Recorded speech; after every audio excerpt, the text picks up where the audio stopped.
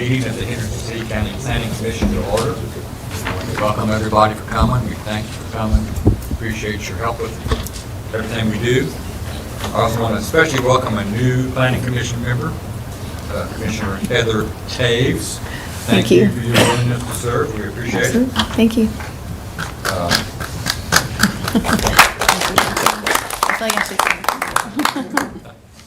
It's where you find all the committees you want to put you on. Yeah, we're just getting started. Sound good. I'm ready. One technical note, you might note that we have new microphones with us this evening. I'm told they're super sensitive, so take that but as you will. One other note, I'm also told that there might be folks here who are interested in a Jimmy John's rezoning project on 41 North. That application has been withdrawn. It will not be considered tonight. We do expect that it may be returned or resubmitted in the near future. So if you're here for that project, I just want to make you aware. Very good. Madam Secretary, could you call the roll? Yes, thank you. David Dixon. Here. Kevin Richard. Here. Bobby Jarrett. Here. Mac Arnold. Here. XR Royster. Here. Dickie Johnson. Gary Gibson. Here. Ray Hodge. Here. Stacy Denton. Here. Kevin Herron. Greg Boyette. Here. Heather Tays. Here. We have a quorum. We do. Thank you very much. We've got several items on the public hearing agenda. I'll entertain a motion to go into public hearing. So moved. Second. We have a motion and a second. Any discussion? All in favor of entering public hearing, say aye. Aye. Any opposed? Very good. We're in public hearing. First item is approval of the minutes from the May 2nd meeting. I'll entertain a motion to approve as submitted. So moved. Second. We have a motion and a second. Any discussion? All in favor say aye. Aye. Any opposed? Thank you. The minutes have been approved. Next item is the 2023-24 fiscal year budget. Mr. Bishop. Yes, sir. You guys may get a bit of a sticker shock. The budget is up a little bit. It is up to $800,000 from $761,902, which is an increase of roughly 5%. The majority of this is going to be due to personnel costs. As you guys know, Teresa is going to retire, and we are going to hire her successor for an overlap of 2 months. So we will have a double payment of employees for 2 months while Teresa is helping train the new employee. In addition to that, I have plugged some numbers in there for Chris, Heather, and Jennifer to get raises because we are going to reassign some duties that Teresa would typically do to those positions. We feel like it would be unfair for the new person to be thrown into the fire and learn everything Teresa has done over the last 20 years in 2 months. So I have budgeted slight increases for them above the cost of living raises. So to do that, we have offset a number of other line items, and I won't bore you with all of them. But you're going to see some decreases in things like our capital outlay, our travel budget, insurance cost, personal or professional services, things of that nature. So I don't want to bore you with numbers and details unless you have specific questions. Are there any issues or any line items you would like for us to address specifically? Any questions for staff as to the budget?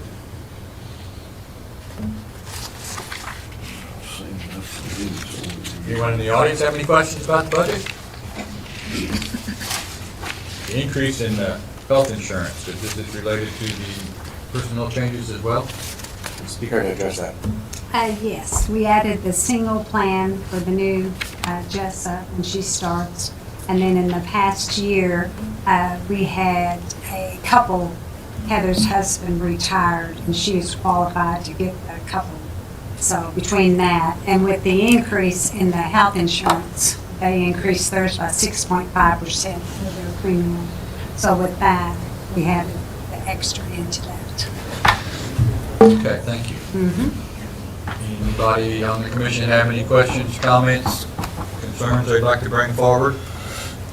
A quick question, Brian. A lot of the expenses they're small reductions, but are those realistic or are they do they reflect prior years' expenses? We hope to do that. So typically, when we see a reduction, we will use a 3 to 5 year average of a line item and then calculate that accordingly. If we see that a line item is trending a certain way through a 5 year average, we'll reduce it down to that average. Good. Any other questions? I'll entertain a motion in regard to the 2023-2024 fiscal year budget. Mr. Chairman, I'll offer a motion that we approve the 2023-2024 fiscal year budget. Second. A motion and a second. Any further discussion? Madam Secretary, please call the roll. Kevin Richard. Yes. Bobby Jarrett. Yes. Mac Arnold. Yes. Exar Royster. Yes. Gary Gibson. Yes. Ray Hodge. Yes. Stacy Denton. Yes. Frank Boyette. Yes. Heather Tace. Yes.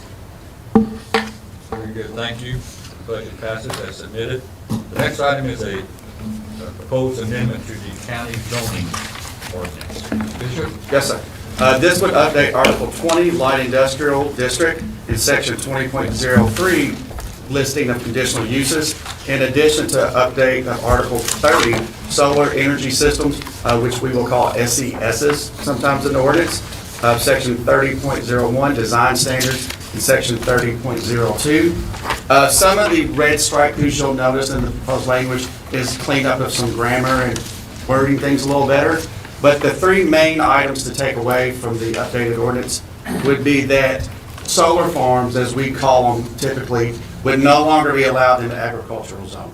Those would be moved only to the light and heavy industry zones as conditional uses. There would still be the requirement of the site plan that comes to the Plan Commission. So in conjunction with that, they would now have a rezoning for industrial and a conditional use permit. We reduced the number of solar systems, or SESs, from 3 to 2. So they typically would fall in two categories now. A large commercial grade, which would be level 2, and a level 1 would be a more personal business type use. So we really distinguish between the two. And the other main item to pay attention to would be the surety bond for the decommissioning was doubled from 1% to 2%, largely due to the cost of inflation, which affects everything that we do. I don't want to bore you with details. Are there specific questions you would like for us to answer regarding the text? What happened to the third category? We kind of absorbed that into the level 2, because before you could have up to 10 acres in the industrial zone, and you wouldn't have to do a rezoning or a conditional use permit. That has now been absorbed into the level 2, which is the more commercial grade of solar farms. What's the intent of this amendment? The intent was that we were requested by the fiscal court to basically respond to the large amount of farmland being taken out of production through solar farms. So the intent is to protect the integrity of agricultural land in the county. This would add a significant new step, correct? In a sense. So we treat site plans as a rezoning now, meaning that we send out letters to all the property adjoiners to let them know what's going on. But they are not in a legal rezoning hearing at that point. So in this point, we would add that process and a conditional use, which would go to the county's Board of Zoning Adjustment. Council, you've had a chance to review this. Just on my own, I was not asked to review. Okay. You've had it. Well, and I need to add to that, is the reason why TJ was not asked to do that is because this was the county's ordinance reviewed by their attorney, not the Plan Commission's attorney. So we're being asked to conduct a public hearing on this, make a recommendation that we go back to fiscal court. Correct. I think they need 2 readings up there. That would be correct, yes, sir. So we're at the beginning of this amendment process. Correct. Any questions for staff from the commission?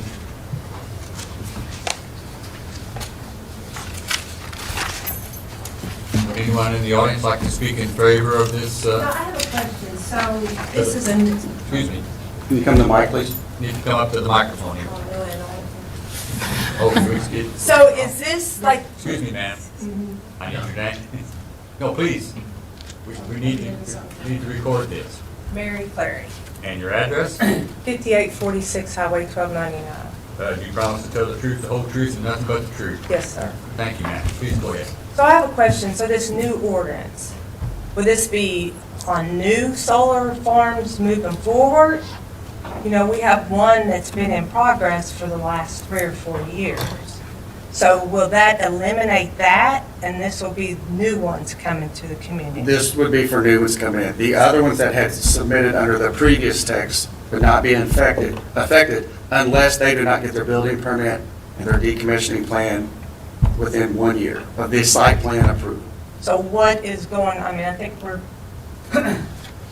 in the process, so we've been, you know. Basically, a 1-year time clock started for 1-year site plan. Okay.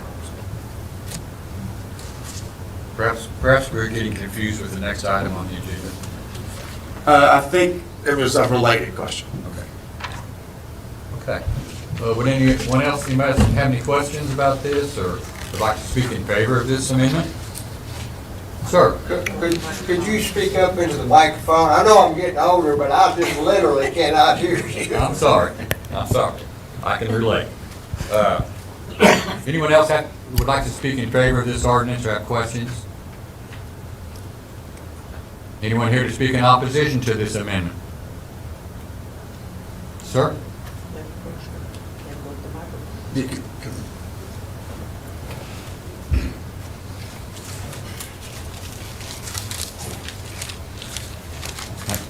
I need you.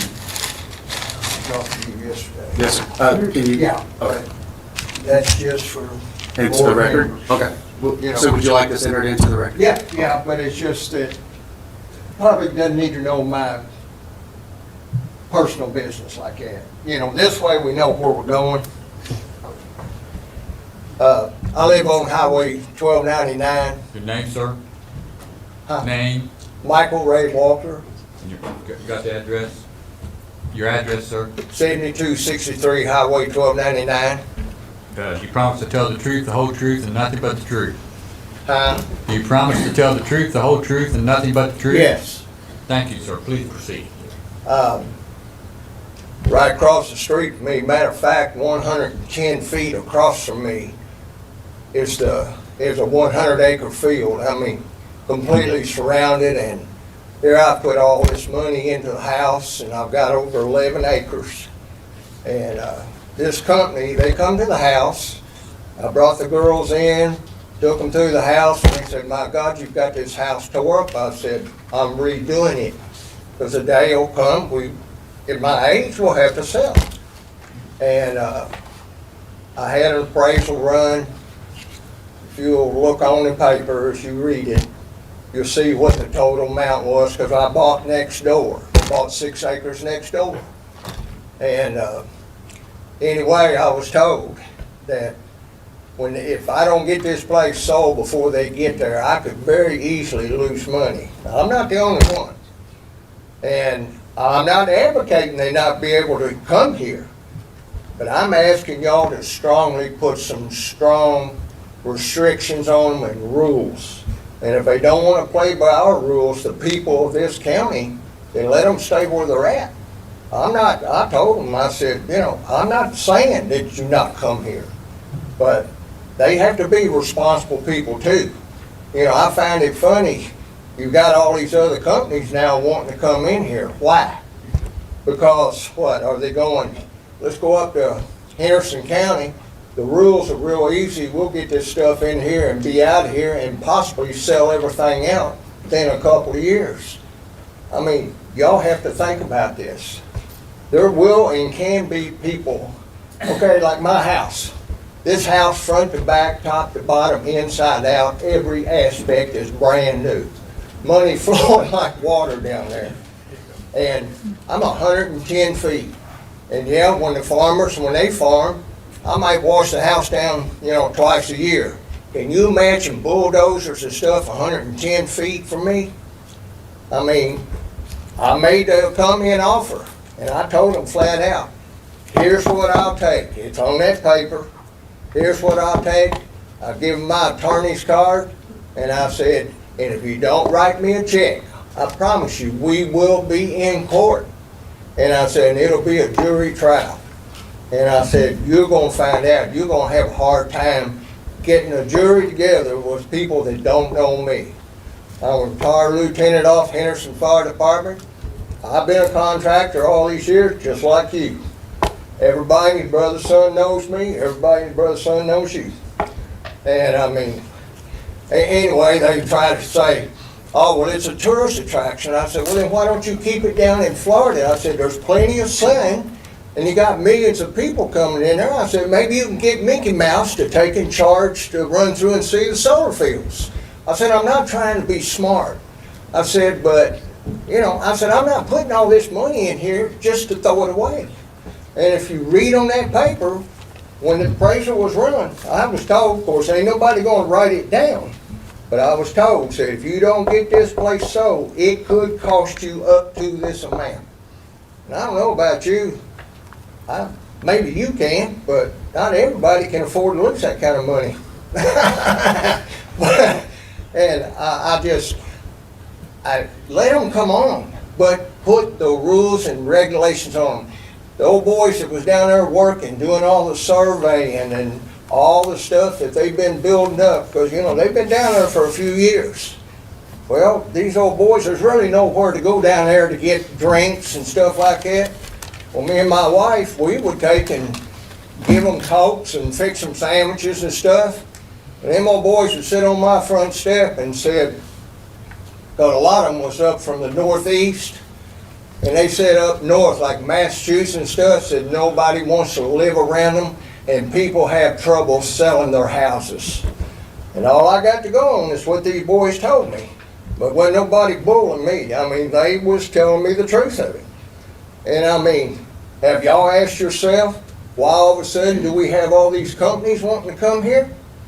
Why are all these solar companies wanting to come here all of a sudden?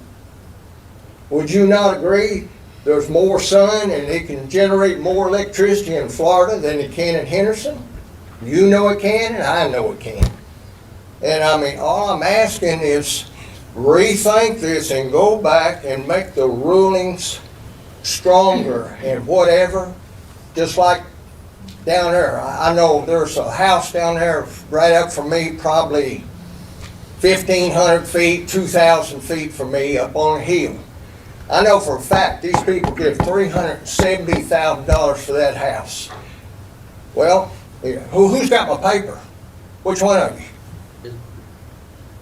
Mac, you got the paper? Yes. Would you like to lose that much? No. No, no, but there's no way to prove it. What do? Do you wait to the minute? Them people give $370,000 for that house. They're sitting up on a hill and they're gonna be looking at a sea. I invite any of you to come to my house. I'll fix you a whiskey and Coke and you can sit on my front porch and you look at that 100-acre field and you tell me, and you'll be going, my God, how many thousands of solar cells are gonna be on just this one piece? And then they're all over here. And go around the curve, there's an old boy up there. His house is pretty new. Just built a new pole barn and stuff. And by God, it's coming. I bet you it's coming within 200 feet of that new house. What's he going, and they're younger.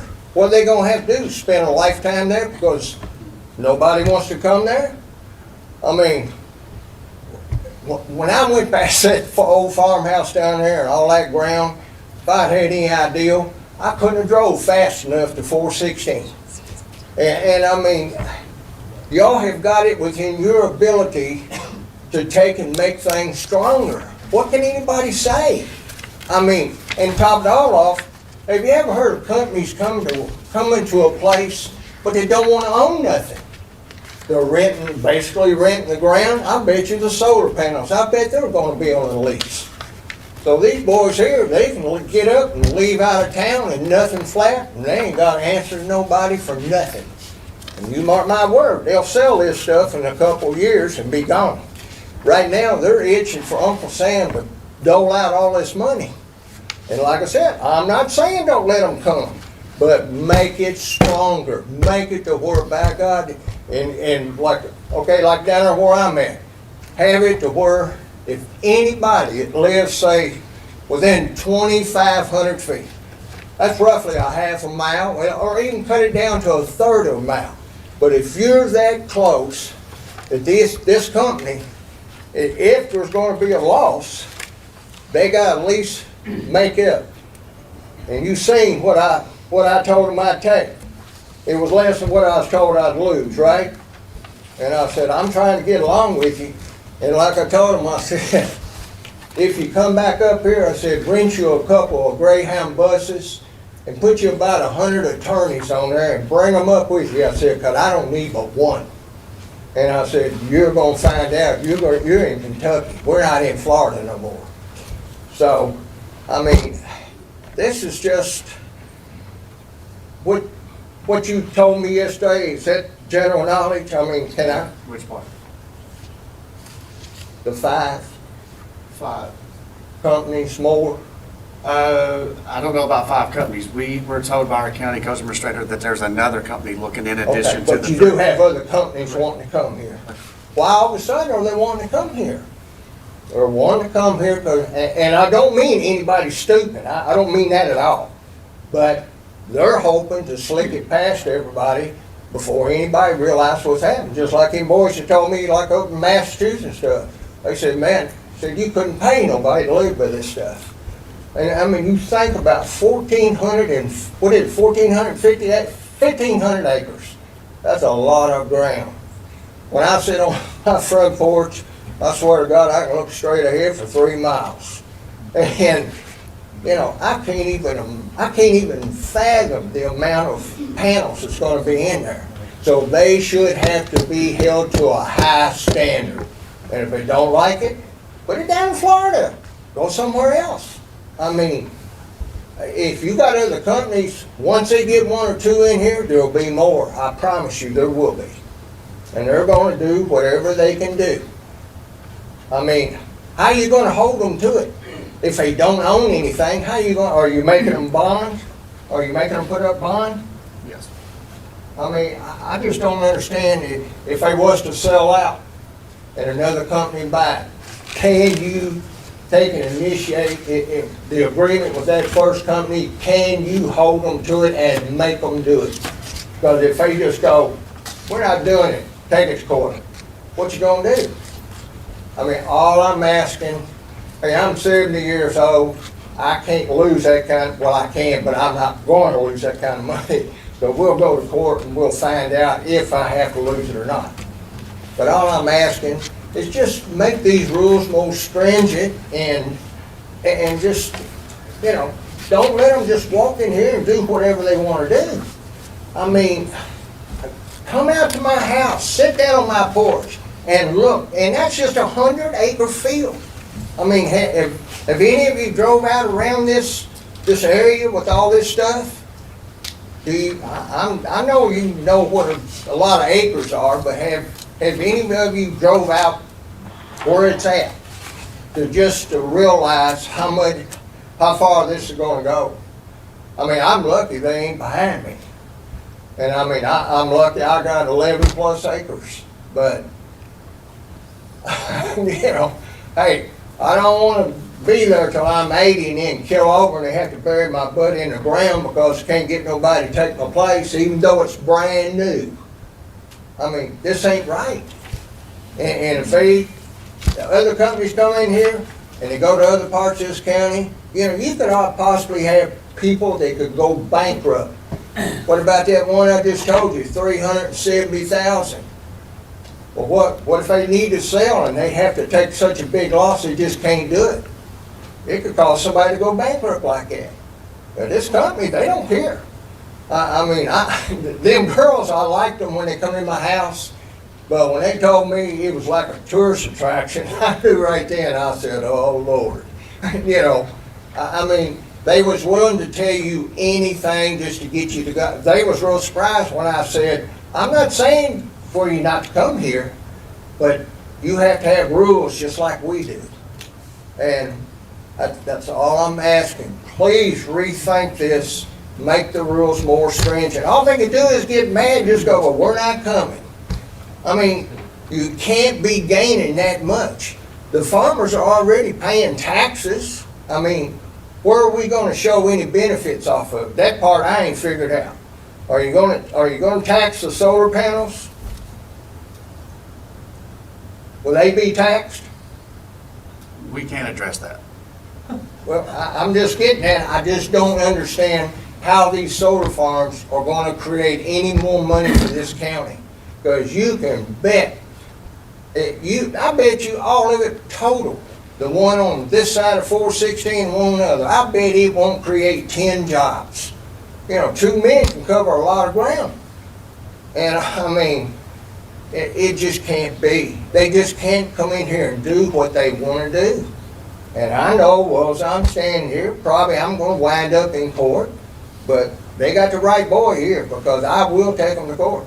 I mean, so help me God, if I gotta sell everything I own, I will take it to court. They're not gonna come in here and just ride roughshod on me.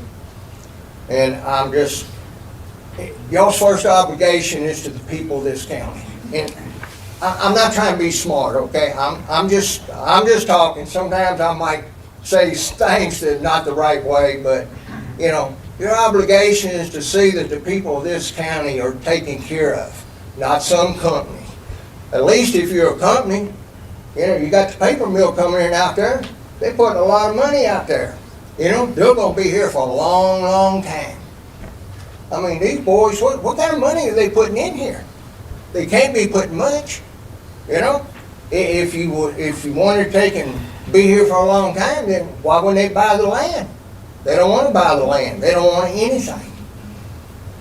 So, I mean, that's all I got to say. Can I get that paper? It's been entered into the record. We have to keep it. But it's just for them, right? Correct. Okay, all right. It's not public, you know.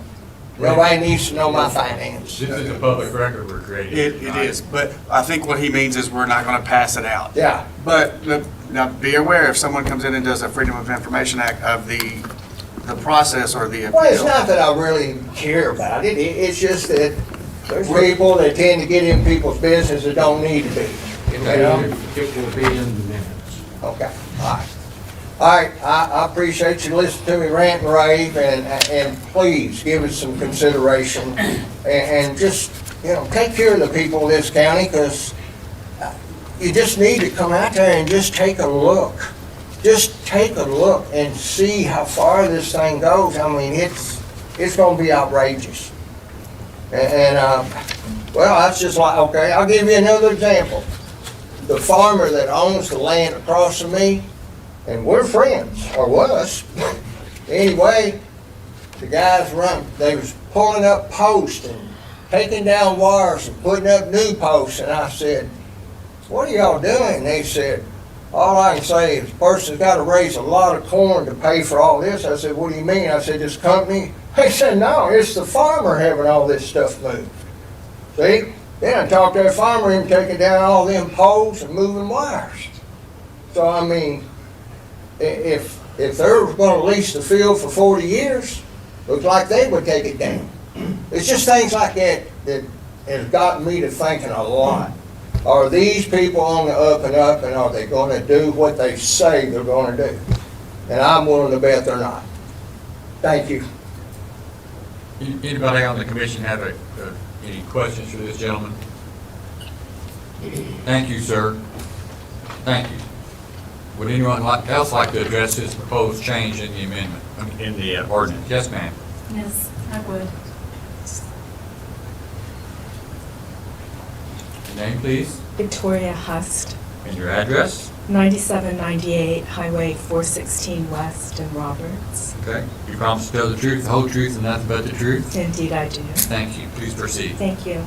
I just wanted to address some of the points that were raised by the previous speaker, who seemed to leave an impression, I think, that solar companies were coming in and riding roughshod over the county rather than interacting with some county residents in order to get contracts for the use of their land, and that's quite a different picture. I think those of us with agricultural land have long been aware that sometimes people in neighboring houses might have opinions about the activities conducted on agricultural lands and the inconveniences that they might feel as a result of those activities, whether that might be livestock or other kinds of farming that create, dust or herbicides being sprayed or something like that. And the agricultural land itself is not without inflicting those inconveniences on the people who live around it. And those of us who do own land in the county and who have signed contracts or been approached to sign contracts with the solar company have done so only after, at least I can speak for myself, having investigated the issues quite thoroughly and having had a lot of questions and issues discussed and resolved rather than just closing our eyes and signing a contract. So if they're going to use our land, it's because we as landowners have agreed to let them use that land under certain circumstances with the understanding that these contracts are very long-term. And so we're reviewing the contracts not just with an eye to the immediate impact, but thinking for those of us around 70, which I also am, something that we're imposing on our children who will be dealing with this in the future. And we've been quite careful about thinking through the process. So I think that while I don't disagree that it's a good idea for county officials to be knowledgeable about the process, I think that there are quite a few of us who have signed contracts who have engaged thoroughly in the process and feel very well satisfied that our interests as landowners are being preserved and that the project will bring a lot of benefit to us as landowners as well as to other residents of the county in terms of the clean energy that's going to be produced, because energy infrastructure and production has its impacts on all of us who live around various fossil fuel plants, and for those of us who don't even live around the plants but have to live on planet Earth and are aware of the impact that the use of fossil fuels has had on the climate. So I just want to make sure that we have both sides of the story, that there are county residents who have engaged in this process and decided to allow our land to be used under contracts, or at least not used yet maybe, but have signed contracts and are aware of the implication. And while we're not insensitive to the views of our neighbors who maybe have decided not to participate, we live in these areas too. Our residences are there, and we understand that there will be solar panels established, and don't feel that the establishment of a solar farm is going to be inflict damage on our residences or our ability to enjoy the countryside. Thank you, ma'am. Anybody have any questions? Thank you very much. Thank you. Would anyone else like to speak to this amendment, proposed amendment to the county ordinance, which already exists? We're proposing a change, and I think this makes the ordinance a little more stringent, does it not? It does, sir. Thank you. Sir, your name? Sir, Jason Andrews, 700 Universal Boulevard, Juno Beach, Florida. You promise to tell the truth, though? Sorry. Do you promise to tell the truth, the whole truth, and nothing but the truth, sir? I do, yes I do. Please And I proceed. just, I'm happy to, willing to address those comments if you want to wait during my time, or I can address them now. Mr. Andrews will be presenting for the site plan application that is later in the meeting. Well, are your comments relevant to amend the proposed amendment to the county ordinance? No, they're not. I want to make sure I just address the gentleman's comments. Maybe we should deal with that first, if that's okay? Yes, sir. And get back to you. Yes, sir. I hope everybody understands we got two different things going here. But we're Would you like to explain what this amendment does to the county Yes, ordinance? so this strengthens an already existing solar or SES, Solar Energy System Ordinance, which if I'm correct, was passed in 2019. So this reinforces what's already existing. So before, solar farms were allowed in the agricultural and industrial zones. The proposed text would only allow them in the industrial zones. Is the really quick way to explain it. So someone would have to seek a rezoning, another elaborate step, or at least a significant step, to go from agricultural use to a solar farm. Correct. That's what we're talking about at the moment. Anyone else like to address that issue?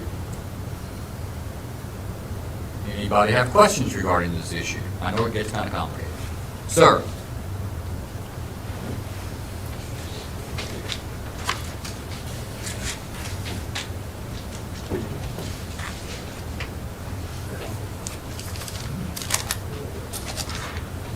Your name, sir? James Ford Hester, Your address? 9136 Thomason Road, Roberts, Kentucky. You promise to tell the truth, the whole truth, and nothing but the truth, sir. I do. Thank you. Please proceed. I'll be brief. The only question I have is the solar company willing to work with all of us, as in the electric companies, Energy and KU, and the oil companies and the gas companies? Is everybody, are they willing to work together or, that's only my question. Very good. Do we have anyone here perhaps who can address that kind of a question? Mr. Chairman, I think we should probably proceed cautiously there because there's multiple solar companies involved. Okay. That's a very relevant question, but a very hard one to answer. So could you be a little more specific on what you mean? Like, for example, offsetting of utility bills, is that what you're referring to? No. What I'm referring to is the transmission lines. Are they going to use Energy's transmission lines? Is everybody going to work together? Like Brian mentioned, I think that is a really good question. However, we don't have all of the solar companies here today. I'm sure Mr. Andrews might be able to address that when it is his presentation later. But for like the other ones that are interested in Henderson, we wouldn't be able to answer that or who they're partnering with. Yeah, is it an easy, I'm trying to boil it down so I understand your question better. Is the root of your question is, are they going to use existing infrastructure? I just want to know if they're all going to work together with all of us. That's all I want to know. We'll try to get you an answer. Okay, thank you. Would anyone else like to contribute to this discussion? I want to make sure everyone has had an opportunity. I would, if you don't mind. By all means. Name, sir? Nicholas Womack, Your address? 6572 Adams Lane. You promise to tell the truth, the whole truth, and nothing but the truth? Yes, sir. Thank you. I'm actually a little different here. I'm an advocate of my own personal solar. I have a system at my house that today made over 115 kilowatts. But it's my own personal. I've obtained a document from Christian County's ordinance as we're talking about these boundary lines and setbacks and things. I'm also a very big advocate for agriculture in this county. We've got a beautiful county. Agriculture is the biggest business in Henderson County. None of y'all can disagree with that. Pratt, Olive, we're bigger combined. In Christian County, y'all are very familiar with that, just a few counties away. I'm going to read verbatim. Adjacent property owner or physical court has granted a deviation of 2,000 feet. Any residence, building, or structure, or, I can't pronounce these words, but thereto 2,000 feet, existing at the time of the application for permits with the Kentucky Electric Generation and Transmission Siting Board. Schools, 2,000 feet. Churches, 2,000 feet. Hospitals, 2,000 feet. Nursing facilities, 2,000 feet. Right-of-ways for any publicly dedicated or maintained roadway or railway, 2,000 feet. Cemeteries, 2,000 feet. As I said, I have my own solar panels. I'm an advocate of solar. In this county, we have approximately 25,000 acres of strip mine ground that was used for energy, can be used for energy again. I don't understand why we're not using that. A lot of it has south-facing hills, which is where you get your direct sunlight. I feel like, and to Brian, and then, yes, they beefed up some terminology and some wording and some text, and thank you very much. I think it could be stronger. Our neighbors are doing the same thing, neighboring counties. I'm not against necessarily solar, but our production in this county is not near what it can be in other places in the country. And as we know, the grid goes both ways. I make more power than what I consume at my house. So guess what? My neighbor's meter runs a little slower. That's how it works. So when you put more solar panels out there, it doesn't matter if it's on a mountain out in Arizona, it's going to slow that grid down a little bit. It's going to give it a little bit more capacity. To finish the 2,000 feet thing, I mean, I think it can be a lot better. I don't know, you guys are here to protect adjacent landowners. Landowners that have committed or signed contracts, more power to you. And that, they're protecting themselves, right? Fair enough. But this organization is put together to protect the adjacent landowners. And I think more stringent would be better. This is a step to be better, but I think y'all really need to take a look at being a little bit more stringent. Mr. Chairman, can I address a couple of Mr. Womack's comments? Let me address this surface mining first. So that is actually a very good point, and that is under consideration. There is a separate company who is looking to locate on that property, so that is underway. The Christian County ordinance is maybe not the best reference because they are currently facing litigation for that ordinance, and we do not want to use an ordinance that is in court, for lack of a better word to describe it. The 2,000-foot setback. Can I ask a question? Absolutely. What is the reason for the litigation? It's considered capricious, meaning that there's no basis of the legal argument, that they randomly chose 2,000 foot without no Is it a basis. class action, or is it the? I'm not that familiar with it. I just know that it's under litigation, which is why when we look at our ordinance, if you look at the current ordinance, there's a 25-foot setback off any perimeter lot line. We specifically chose that number because that number already exists in the zoning ordinance. A 25-foot setback already exists in the agricultural district, which is why we wanted to be uniform and in agreement with the current ordinance. Our thought process was basically what Christian County was experiencing. If we just randomly picked a number, you have to define that number and why you chose that number. So just be cautious with the 2,000-foot number. It's on the record. Gotcha. But yeah. Any other questions for this gentleman? Do you have anything you'd like to add, sir? No, I don't think so. I think I'm good. Okay. Anything you guys want to add? Anyone else?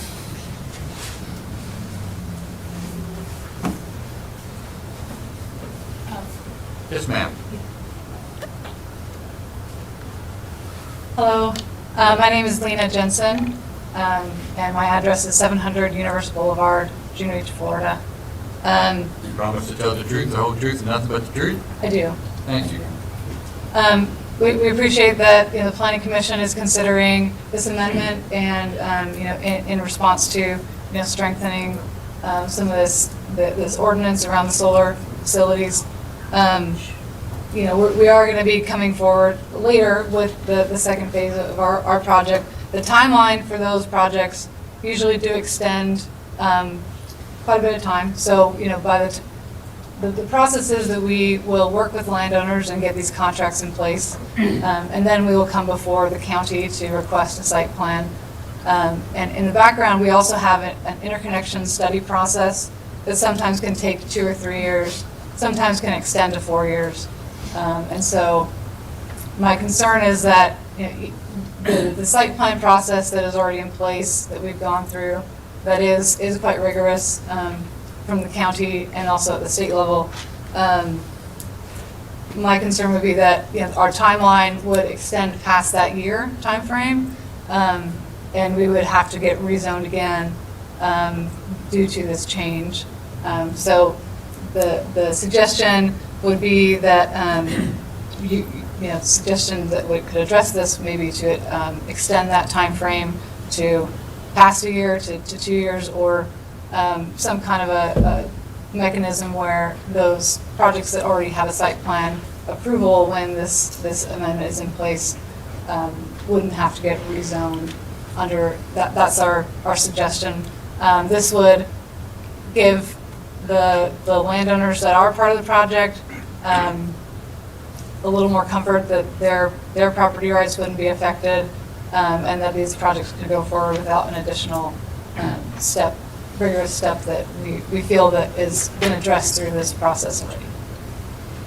Thank you. Any questions for the speaker? Anything you'd like to add? Thank you. Okay, thank you. Anyone else would like to address this? Sir?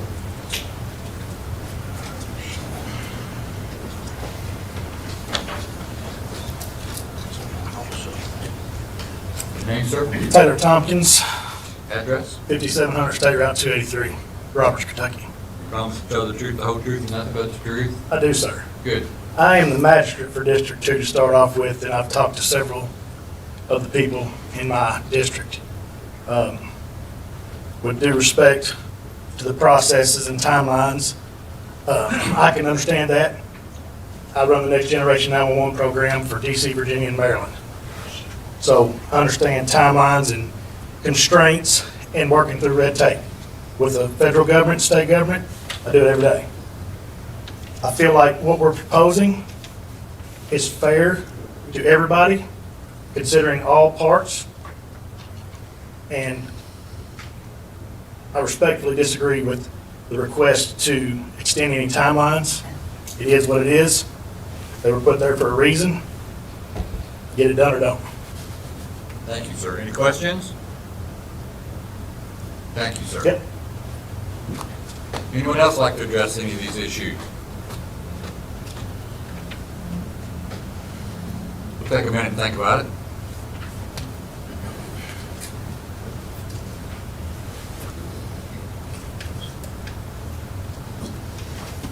Commission have any questions? Any party?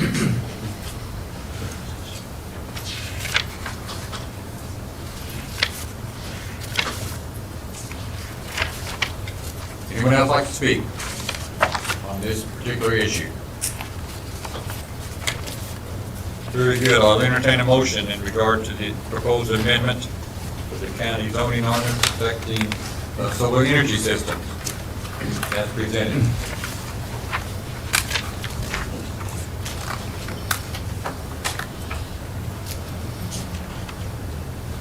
Mr. Chairman, I'd like to offer a motion to recommend to the fiscal court approval of the text amendments as presented and update Article 20, Light Industrial District, Section 20.03, Additional Uses L, update Article 30, Solar Energy System, Section 30.01, Design Standards, and Section 30.02, Requirements, with the caveat that they review this public testimony as well to determine if they want any additional amendments prior to making a final ruling. Second. We have a motion and a second. Any further discussion by the commission? Madam Secretary, please call the roll. Kevin Richard. Yes. Bobby Jarrett. Yes. Mac Arnold. Yes. XR Royster. Yes. Gary Gibson. Yes. Gray Hodge. Yes. Stacy Denton. Yes. Frank Boyette. Yes. Heather Tace. Yes. Motion passes, thank you. So we move on to the next item in the public hearing, Seabury Solar 2 project site plan. It's Mark. Excuse me, I'm sorry. Consider having explained to the audience that this meeting was to hold a public hearing and make a recommendation, but the physical court makes the final decision. Yes, on the previous item and the item we're about to consider, correct? Correct. But, well, I'm not sure. No, the site plan. Yes, this is a site plan. They did not. Okay, but the amended ordinance will go back to fiscal court for 2 readings. Correct. Before it would become effective. Basically, fiscal court they suggested the amendment and asked us to hold a public hearing where we can gather information from you all, which we very much appreciate your input. I'm sure fiscal court does too. And so they'll get a chance to look at what everybody has to say. Okay? Now we're moving to a specific site plan for the Seabury Solar 2 project. Ms. Martin? Yes, thank you, Mr. Chairman. So the Seabury Solar 2 site plan project submitted by Next Era Energy Resources for the property located approximately 7 miles south of the city of Henderson, directly north and west of the town of Roberts. You can go ahead and switch to the map for me. Thank you.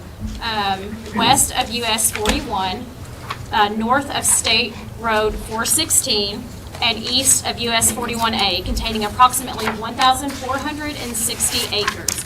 The applicant proposes to develop a level 3 solar energy system. As a reminder, the level 3 is still in existence when they submitted their site plan, so that is why that's worded that way. If you will look on the screen or in your packets, you will see the site plan for Seabury Solar as a whole. The differentiation between the 2 colors, the purple is an existing site plan that they had approved roughly 2 years ago, I believe. Is that when you all came, Lena? Thank you. And then the yellow or orange is what they're proposing at this point for their next part of the solar project. Mr. Andrews with the project is here and he is going to be speaking on that. So if you have any questions for me, I can try to answer them, or he will be able to probably provide you much more in-depth information. Give us a little history here. How many times have we considered this project? Well, and the first project is called Seabury Solar 1, and so it would have been like I would say their phase 1 of the project, which again is the purple in the picture. And now they are extending their footprint, and the orange will be, this is the second time. So this will be the second time we've seen a project from Next Era. This one is Seabury Solar 2. Okay, all the zoning is appropriate? Correct. We did not consider rezoning in this case? No. Okay. At that point, it was not necessary. So just to clarify, this site plan we're reviewing tonight is only the yellow section or the purple and yellow section? And Mr. Andrews can correct me, it will be just the yellow section. The purple is to show you their footprint overall, and then there are some overlaps, which he will explain with the transmission line and things like that. But yes, so for tonight, we are only considering the orange portion on the screen. And this would give you guys another update of what the previous plan was that we had already approved for them. Any questions for staff before we move on? Any other questions for staff? Sir, would you like to help us out? Jason Andrews, 700 Universe Boulevard, Juno Beach, Florida, 33408. You promise to tell the truth, and nothing but the truth, Yes, sir? sir. Thank you. Maybe you can give us kind of an overview. Yes, sir. Fine, may we pull up the... We're working on that. Give us 1 second, please.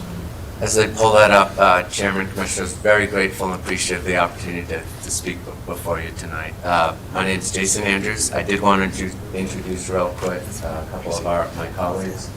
Brittany Hayes-Koenig is our counsel.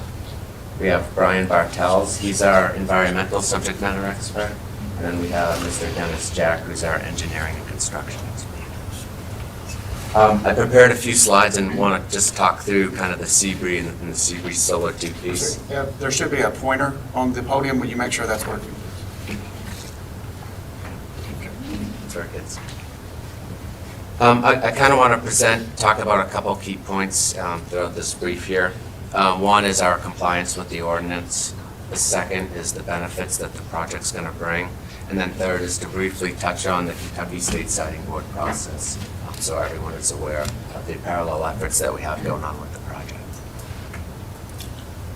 First and foremost, I'm definitely appreciative of the outreach, the outpouring of support that we've had for the project. Next to ourselves, we've been in the area for 2.5, almost 3 years, and being able to... Mr. Edward, Heather, are you picking that up on the mic? Can you tell? It's low. Can you check. can you make sure to speak into the mic as best as possible, and so we get it? Can you all hear me now? Better? Can you speak up a little more? Sure. Okay. Yeah. Being in the community, the outpouring of support for the project's very appreciative. That's one of the things that our company relies upon, transparency, being out in front of the public, opportunities like this to talk about the project, and making sure that we want to have a lasting relationship and be good partners as we invest in this community, understanding we're going to be here for a long time. We want to be those good neighbors and those good partners with the county and the residents and do everything we can to sort of uphold everything that the Seabury project represents and that what will be held to. I know there was some confusion. I'm going to kind of walk us back just to make sure we understand Seabury as a whole. Seabury 2 Solar, which is the second phase of the Seabury Solar project. This is our site plan. This is the project area of the Seabury Solar 2. Right now, leased is 1,460 acres, and then we roughly anticipate what we call being fenced in, only about 800 acres. What you see here too, what was delineated before, the purple, you see the orange, which is the Seabury Solar 2. The purple is actually part of the Seabury Solar project. Why we show it here is we'll run underground collection lines. As we have the panels, we run underground collection lines in concert with the Seabury Solar project. We just want to make sure we annotate that and it's sort of understood, because if you look without the purple, suddenly you just see some parcels that don't go anywhere. So we want to make sure we understood that this second phase we're connecting with the first phase, and we'll do that underground collection lines to the already permitted Seabury parcels. Can we ask questions? Yes, sir. You mentioned 800 acres fenced. Yes, sir. Does that mean 800 acres where the panels actually exist? Yes, sir. All the panels will be fenced? Yes, sir. Around. They are required to be by the existing and proposed text. Okay. So about 800 acres of visible solar panels above the ground. Yes, sir, approximately. And then we fence in the equipment. Mr. Chairman, can I elaborate a little bit? All level 3 SCS shall be screened with a 7-foot tall fence, and to the extent reasonably practicable, a visual buffer that provides reasonable screening to reduce the view of the SCS from residential dwelling on adjacent lots, which I believe Mr. Andrews will address later as well. Very good, thank you. This slide here, this really helps annotate, and I'm going to walk you through the map here. In the gray, if you see the gray parcels, that's the already permitted and approved Seabury 1 project. You'll see here, one of the things that we did is we tried to minimize the footprint. You'll see parcels in yellow. Those are part of the Seabury 2 solar project that we're proposing to be permitted. Those were actually initially permitted with the Seabury project. As we developed our plans for the Seabury Solar 1, we decided to carve those off and make them part of the Seabury Solar 2 in order to minimize the footprint. So as the slide says there, about 30% of what we're proposing to permit has actually already been permitted as part of Seabury Solar 1. If you look off to the right, another great benefit in our attempt to really compact and minimize the footprint is the transmission line. So where we had those purple parcels before, we're actually going to be connecting in to the same area substation as Seabury Solar 1, and we're going to share that transmission line, so that for Seabreeze Solar 2, there'll be no additional transmission lines.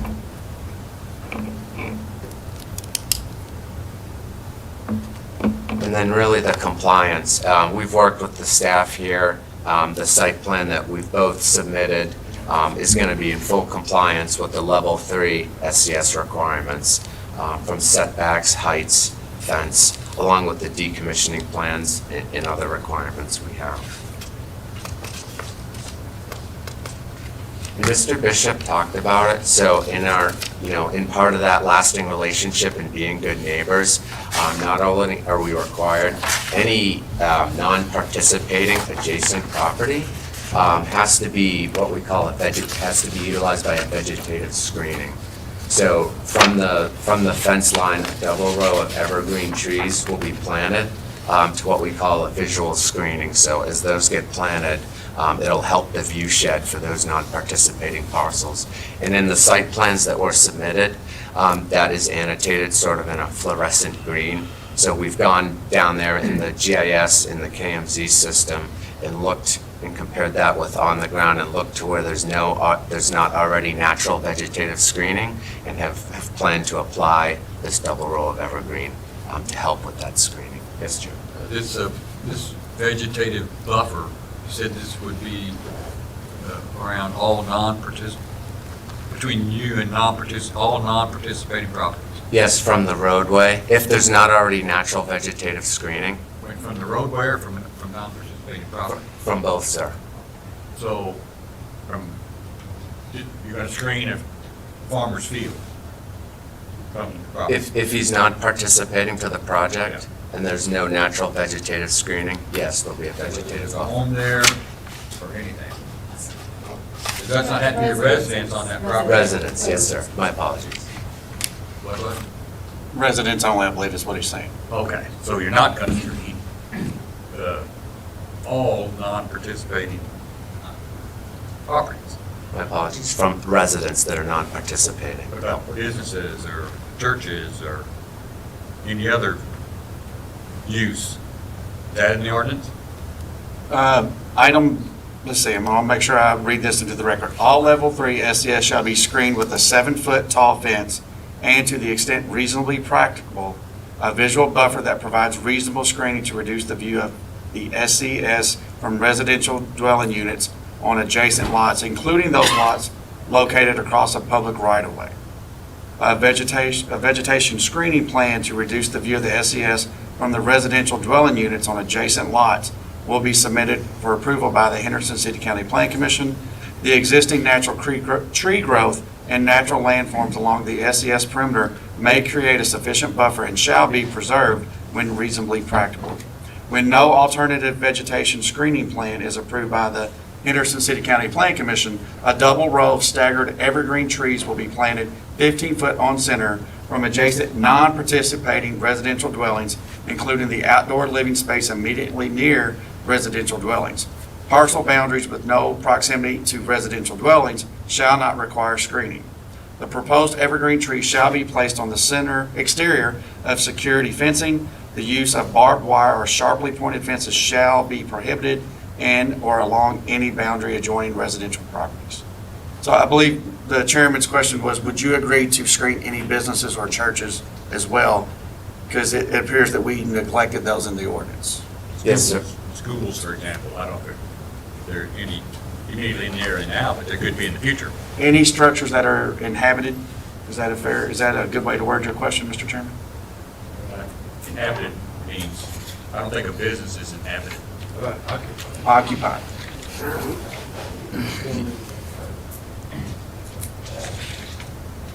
It's conditioned air. Would that be anything that would be where someone is, whether they're there as sleeping quarters or if that's just where they're working or religious or whatever? Mr. Arnold, would you make sure you're speaking into the mic, please? Okay, all right. What I was saying there is basically, if you use that as a definition, just anything that's that has conditioned buildings that have conditioned space in them might be what way of answering that. Mr. Andrews, you care to address that? Yes, Mr. Didn't you agree on behalf of your company to screen churches, schools, factories, businesses? Did you agree? Are you agree? Yeah, we'll definitely consider it, and we submit the vegetative screening plan. You're considering it or you agree?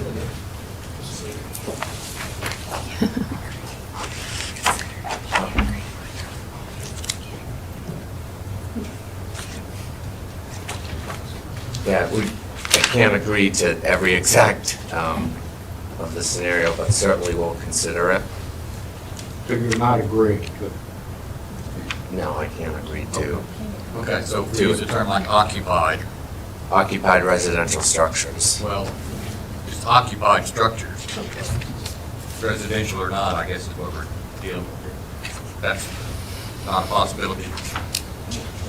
I think it's definitely a possibility, but I just can't agree to every exact structure right now. I know the ordinance says resident, and then we've submitted the vegetative screening buffer, which will need to be approved by the planning commission. Or rejected?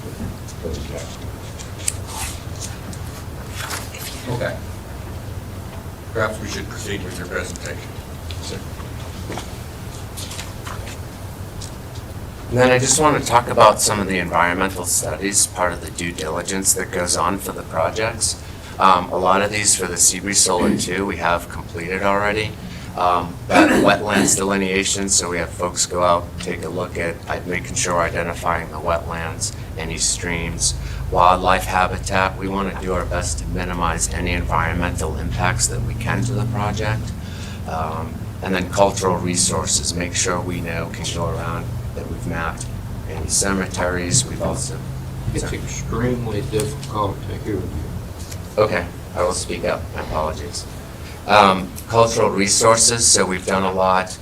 Send folks out to make sure we've mapped and then on foot any cultural resources along with tribal outreach to make sure that we're doing our very best to mitigate anything in the area culturally that could be disturbed. And then any hazardous materials. So we do a lot of environmental survey assessments, both from a look from the lab, from the desktop, as well as send folks out on foot to make sure there's no environmental hazards on any of the property parcels, along with interviews of each landowner. And those have been done for Seabreeze Solar too. And then again, really just want to make sure we avoid any impact, minimize any impact and mitigate anything to any of the natural resources to the greatest extent possible. And then finally, one of the permits as the project matures and if approved is the stormwater and drain pollution. That's obviously important. That is by law as we get that permitted. Both prior to construction, we'll submit that plan. That'll have to be improved. And then during the construction process, that can be inspected every 7 or 14 days. And then within 24 hours of any rainfall greater than ½ an inch. Engineering, so we do a lot of what we call geotechnical surveys, both from a topographic look, looking at the contour and the mapping of the land, and then as well as ALTA, or what we call like boundary surveys for each parcel. A lot of those basic surveys for Seabreeze Solar 2 have been completed, and then we'll just, as the project matures, we'll have to do some follow-on geotechnical surveys, which really just goes and tests the soil to make sure, as the equipment is planted, that it's firm enough to be held in the ground. And then finally, just the Kentucky State Siting Board permitting process. I think that is going along in parallel with what we have. So in October, we filed our notice of intent to file for Seabreeze Solar 2, and then we submitted our application in April 18th. And along with that application, when that's submitted, the State Siting Board requires multiple noticing. So this is where, wanted to make sure not only the state's requiring us to, but the notification of the community. So as part of that process, we held 2 public meetings, one in July at Atkinson Park, and then one in the town hall at the request of Mayor Sellers in Roberts, Kentucky. We did that in September. And prior to those meetings, we noticed them both on our Facebook and website, as well as in the Henderson Journal, Providence Journal, excuse me, and the Gleaner for 2 weeks notifying residents. Along with the application, we also sent certified mail to all participating landowners, all adjoining landowners, as well as collection landowners, certified mail that we have filed for notice of the application. Right now, currently, June through August, we're receiving data requests, so the siting board will send us questions, more detailed questions about the site plan to answer, and we'll answer those and respond back. And then in late June, they'll do a site visit, so we'll have members of the siting board come out, we'll take them for a site visit and show them around and answer more in-depth questions. And then finally, in October, we'll go and the siting board will hold their own public hearing in Frankfort, Kentucky. So those efforts are ongoing right now. And just to give you sort of a glimpse of the parallel efforts in some of the state siting board process that's ongoing. And this is in reference to Sebree 2, correct? Yes, sir. Yes, What Chairman. is the status of the certificate for Sebree 1? The Sebree 1 construction certificate has been approved already. And so this will be for Sebree Solar 2, Chairman. Right. So you've gone through this process for the first phase? Yes, sir. Yes, Chairman. Successfully gone? Successfully gone through, yes, Chairman. Thank you. Excuse me, Chairman. My name's Brittany Koenig, and I'm counsel for Nextera. Can I have your address? Yes, 729 Sprucewood Drive, Lexington, Kentucky. And do you promise to tell the truth, the whole truth, and nothing but the truth? Yes, sir. Thank you, ma'am. How can you help us? Chairman, before we get away from your question, I just want Get to... close to the mic, please. Yes, sir. Before we get away from your question, Chairman, I just want to clarify what you're asking Nextera to agree to as far as the vegetation screening. Are you just asking to commit to, if there are any churches or schools that they would commit to vegetation screening for those? I think business might be appropriate as well. You can't proceed. Okay, and that's my question is because you can't agree to something that you can't foresee, but I think that we could agree and commit to any churches or schools. Are you prepared to do that tonight? Yes, sir. Mr. Chairman, may I suggest any structures used for human occupation, which would include businesses? That's what I was. These are existing. Those, right? and that's the thing, Correct. that's not the ordinance as it is, and we have complied with the ordinance, and so I believe what you're asking is to agree to something that nobody knows, and I do feel like that's capricious, so. Well, I would disagree, because you know what structures exist currently, whether they're businesses, churches, or schools. Well, and what exists currently is fine. They've addressed that in the site plan, but correct me if I'm wrong, but I thought what you were asking is if a business comes, I and understand. if a business, I understand your point, and I dare not be capricious. So we're Understand. speaking of existing occupied. and so, buildings. yes, sir, yes, sir. Yes, sir, what? Are you agreeing? Are you going to make that commitment here tonight? Yes, sir. Yes, Chairman. Thank you.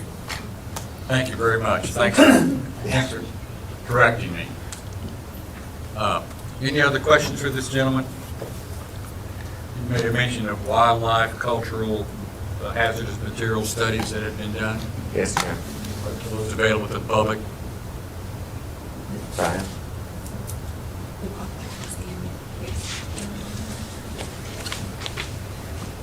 Name, sir? Brian Bartles, Address? 700 Universe Boulevard, Juno Beach, Florida.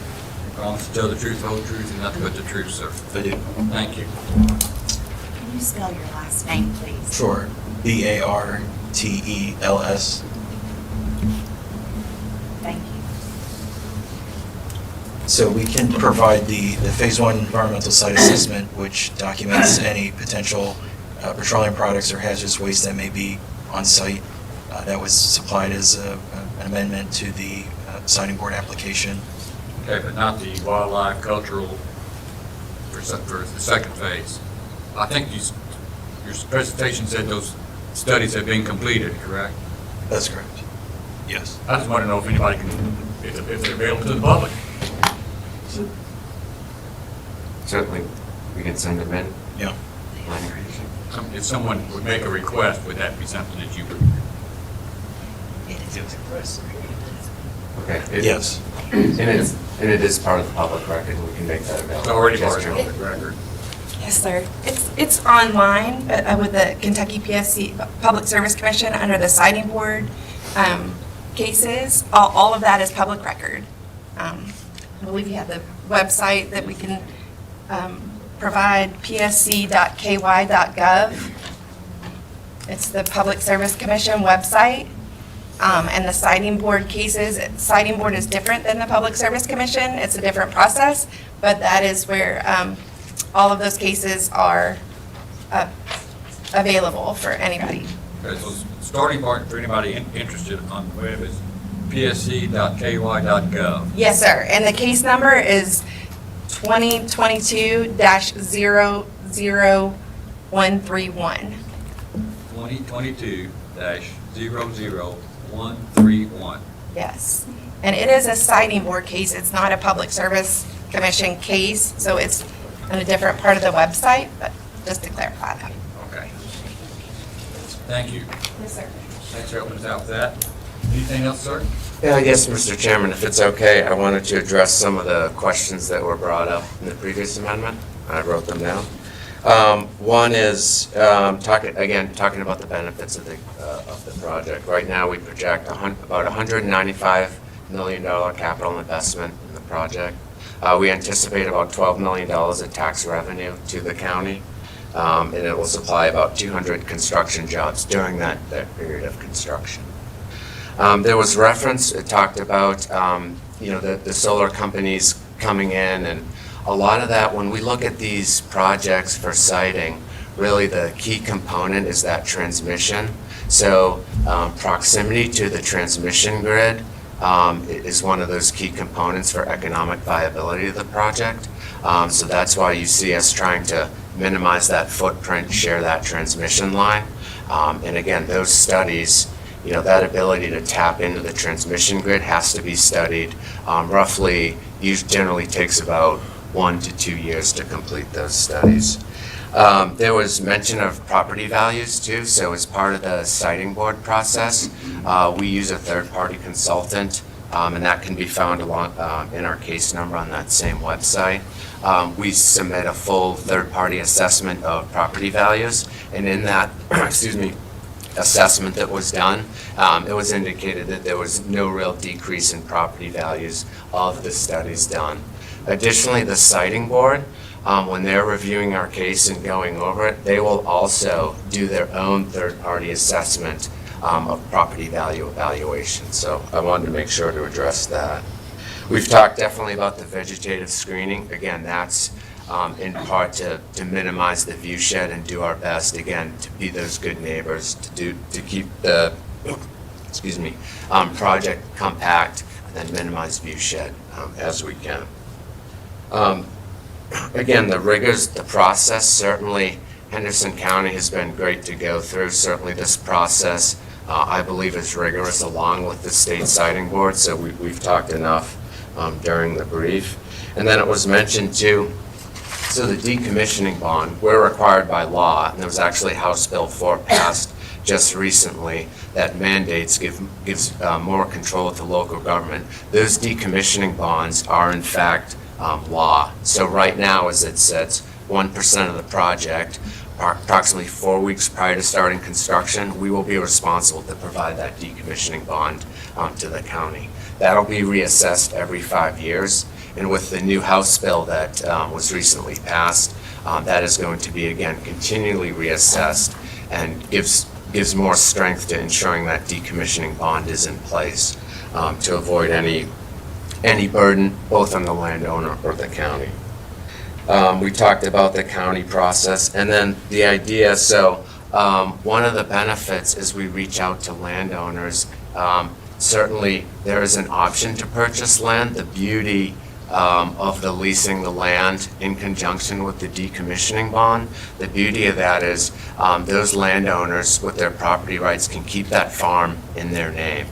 That stays with them. The lease will be leased once the project is then decommissioned. It'll be decommissioned, and we'll be required to return that land, that soil, back to its natural state. So that is why certainly there's an option to purchase land for landowners, but that is sort of the beauty behind leasing the land, so they are able to keep these properties and these farms in their name. Strangers, can I ask a question there? Yes, sir. When you say natural state, does that include all underground improvements as well? Yes, yes, it does, Mr. Christian. And that's in the decommissioning as well. When when you're talking about cultural resources, you mentioned graveyards. A number of old family graveyards in Henderson County have been plowed under over the years. So I'm asking, how comprehensive is your survey of graveyards that may not be visible to the naked eye? Yes, Commissioner, it is visible. So one starts with sort of that desktop review, and then part of that phase one environmental survey assessment, they send cultural resource experts out on the ground. And in fact, they've able to walk through and map found pieces of like an old tombstone, and then we'll record that and actually go back to old maps to confirm what was there. And what we do, to be the most conservative, we'll provide a buffer around that area. Even if there is nothing there, they'll generally, when we found that one sort of half-broken tombstone, we'll provide a buffer around there to be conservative. And I'm probably telling you all something you already know, but the public library over here has a map of old family graveyards that was put together probably back in the 70s, early 80s. As I said, some of those graveyards, you can't see them anymore. Certainly, yes, Commissioner. I know we've done the due diligence to make sure we've identified everything. Anything else, sir? If there's no other questions, again, I really honestly appreciate the time. I appreciate the support, allowing everyone to be heard. Again, kind of the three main points that we started the topic of discussion with was one, the compliance with the ordinance, going through sort of the pre-LDC, the LDC, and now having the opportunity here. Two is the benefits that we talked about.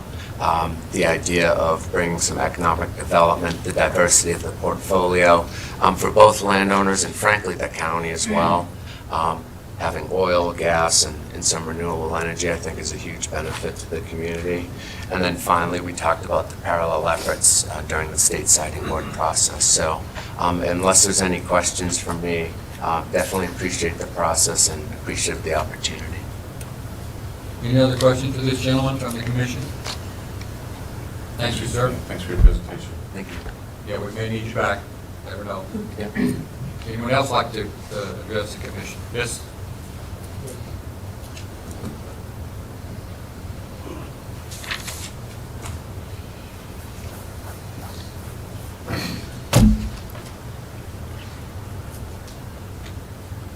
I believe you've already been sworn in, so you can proceed.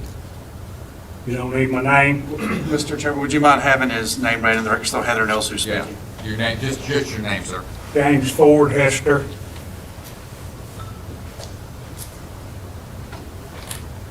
Okay, thank you. Go ahead. This green space you're speaking of, that's my 66-acre farm, sitting right in the middle of all this. And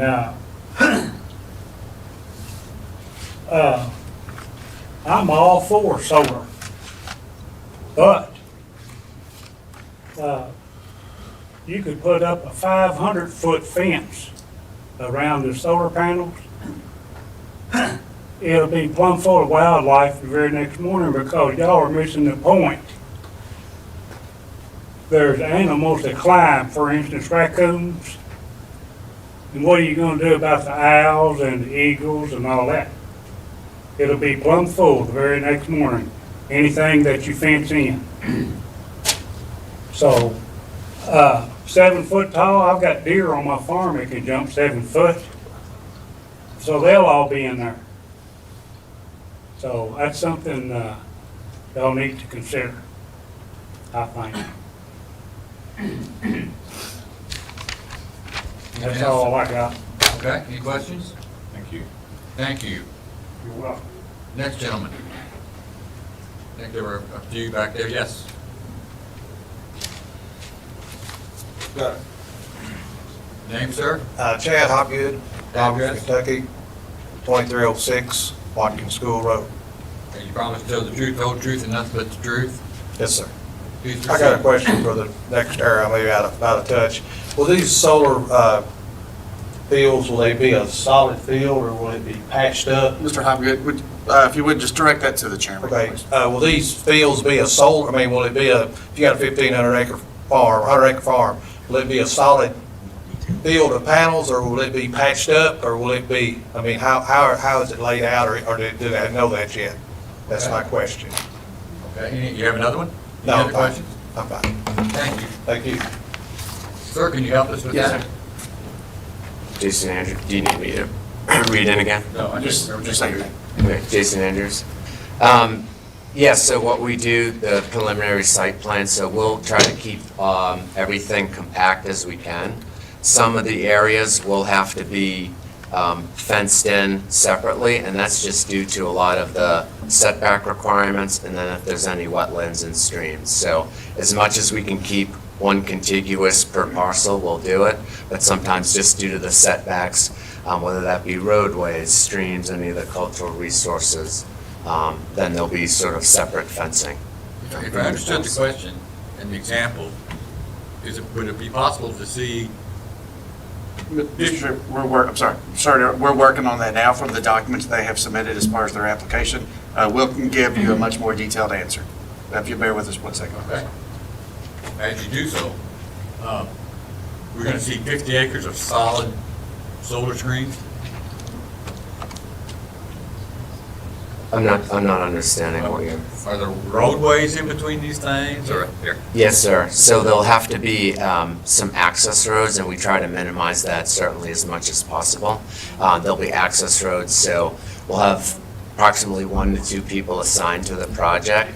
Access roads certainly are important, 1, for the operation and maintenance, 2, to make sure that we have access to it if a panel is broken or whatnot, and just to go in kind of that daily routine fixing, and then as well as the ability to sort of mow the fields and keep the grass to a low level. Mr. Chairman, if you will look at the screen there, the orange are the solar arrays that it's just going a little slow on us, but that is with the solar arrays, so that kind of gives a layout of what they're expecting for that to look like in this section. Okay, so in that case, it's indicating some type of access roads, it's indicating a few parcels that are not in solar arrays. I think the gentleman's question, unless I misunderstood, is just solid solar panels, for as far as the eye can see, or is it broken up in some fashion? Is that what you mean, sir? I mean, basically what I'm saying is it's gonna be on top of the hills. Like, just for instance, you got a 100 acre field. You lease 100 acres from me to put solar panels on. Okay, sorry, you're gonna have to come to the microphone again. I'm from the sticks. That's okay. Like say you have a 100 acre field, square field, and we lease it to you to put solar panels on. It's a ridge. You've got bollards, you got this. Are you gonna have 10 acres of solar panels up on top of that hill? Then you're gonna have 40 acres that is open, that you're gonna fence around your 10 acres and leave the other? Or is it gonna be a whole 100 acres gonna be fenced, or how is that? It's generally all going to be fenced. How we set up the panels is they'll be on what we call rackings, and then there'll be rows in between, because if you have solar panels and you keep them too close, certainly there's increased shading. So there's a space generally 4 to 5 feet in between a row of panels. So you could have a row of panels along your property line, and then you'll have some space in between. And then certainly you need that space in between, 1, for the maintenance, and then 2, you don't want to overshade and reduce the production for solar. So what you're saying is that 100 acres, you take 25 of it or 10 acres of it and you put panels on it. It's fenced, the rest of it's there. Who's going to maintain the rest of that? Who's going to take care of the vegetation on that? So what we generally do is we own everything and do the maintenance inside the fence to keep the grass down. And then anything outside, that can be returned to the landowner. If they're depending on how the exhibit and how the site is set up, if they're unable to, then we'll obviously maintain outside if we need to sort of bushwhack. Because what we don't want is if there's grass outside a fence for it to get too long. Right, right. All right, you answered the question. Thank you. All right, thank you, sir. Thank you, sir. We have other people who'd like to speak. Thank you so much. Sir?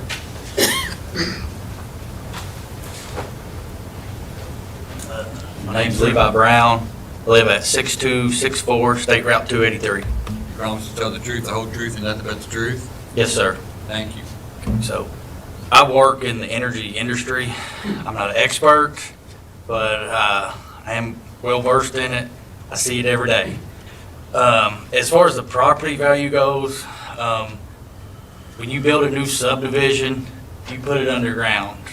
I mean, you put all your electric underground because that helps your value. People don't want to see it. So I know they've done studies. I know they've looked into it, but as far as the value of that goes, I don't see it not having an effect. As far as some questions I have, who will we, or who in the county would we get in touch with to voice our concerns or our, our problems with, as far as if this progresses and they do start having, starting construction on this on, hey, they're not putting their vegetation up, or there is a problem there, or there is from what I've read on the noise ordinance, they can't work past a certain time. Who will we contact in the county for those issues? Mr. Chairman, is that okay to answer? Yes, by all means. So if the site plan is not being followed, you would direct any complaints to the county codes department. Mr. Randy Tassa would handle that just like a property maintenance issue like anything else. Okay. All right. Do you have a phone number? I do. Just want to voice my opinion that I am against this.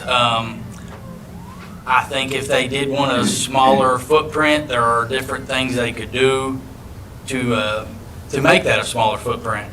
So, Mr. Andrews, well spoken. I'm sure they've done a lot of looking into this. I'm just, like I said, very, very much against it, and really hope that that y'all will consider it. I mean, the adjacent property owners, we might not have 200-acre farms, but we are hardworking people, and we are very proud of what we have. And that will be affecting our lifestyle and how we enjoy what we do have.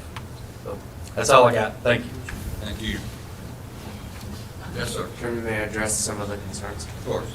Just to follow up, and very appreciative of Mr. Brown's. So prior to construction, just so you understand the process, we'll be notifying everyone within the area of the project that construction will begin.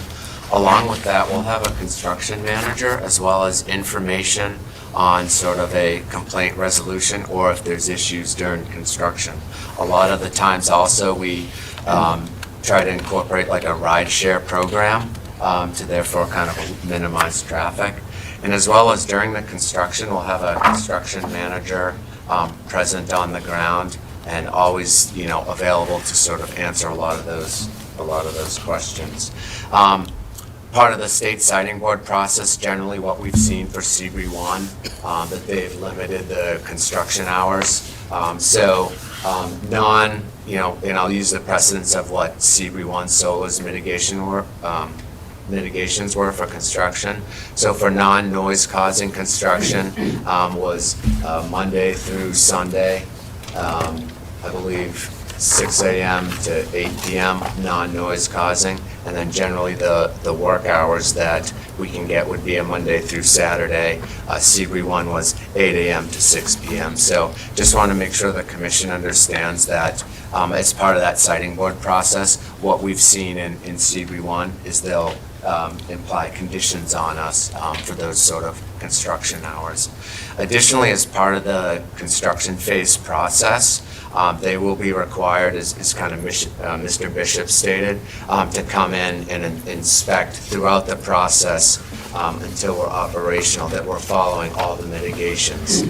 So that inspection sort of is ongoing throughout the construction process. Just want to make sure the commission understands that. Thank you, thank you. Would anyone else like to address the matter? Yes, ma'am. My name is Mary Clary. And when they would talk about Excuse me, we didn't hear your name. Mary Clary, I was up here earlier, Yes, your address? 5846 Highway 1299. Do you promise to tell the truth, the whole truth, and nothing but the truth? Yes, sir. Thank you, ma'am. I just hear people showing concerns what it's going to look like. I don't know if any of y'all been to Louisville or my husband and I traveled to Georgia. It's not bad. It looks better than your neighbor with a bunch of junk. And, you know, and it's all over our county. People stack junk everywhere. If you've ever seen one of these solar fields, what we seen, but even before we were approached to put on our ground, they're well maintenance. They were pretty neat looking for somebody that had not seen them. To act like it's going to hinder somebody's property, I don't know how. I mean, isn't it the new farming? Isn't it our new farming, the 21st century farming? So we back away from it as Henderson. I mean, we're moving into the future. And it's actually going to bring more revenue to our county. You know, we all know we need that. Our taxes are crazy right now. And it's more, and the way I see Seabury Solar, they're going to the schools, they're giving back to our community. So, I mean, I guess what I'm saying is that these people concerned what it's going to look like and what it's going to, I say travel outside of Henderson and actually look at some of the solar fields. They're pretty neat and they're clean. We've been several, we went to Tybee Island, ran into a few, they were well maintained. There's one going to Louisville. And for several years it's been there. It's not as big as what this is going to be, but I've never passed it when it was not well maintenance, grass growed up or junk thrown around it. We have several places in town that it looks bad, so this would be a compliment to our town, our county. Thank you, ma'am. Yes, sir.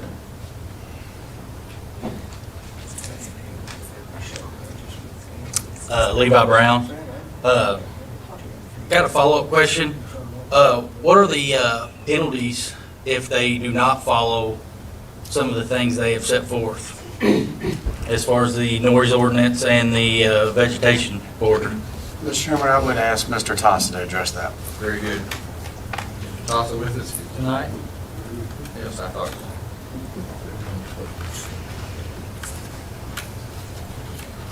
so. Name, sir? Randy Tossa, Address? 1990 Barrett Court, Suite H. You promise to tell the truth, the whole truth, and nothing but the truth? I do. Thank you. Can you help the gentleman with this question? The county does not have a noise ordinance. If the applicant is agreeing to impose their own regulations on keeping the noise down within certain hours, that would be on them, and then we try to hold them to that. The county does not have a noise ordinance. As far as if they do not follow through with their screening plan, it's part of the requirement for the ordinance. And we could call their bond to make them put that in for them. Okay. Would there be any criminal penalty?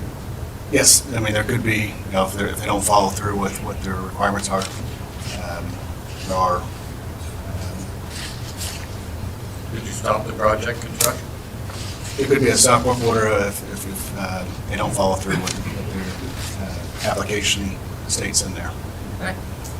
Does that answer your question, sir? Yes, thank you. A couple more things. So I've talked to some of the people that have been out doing some prep work for this. They're not local. So as far as, you know, the local employment, the guys I've talked to, they haven't been from around here.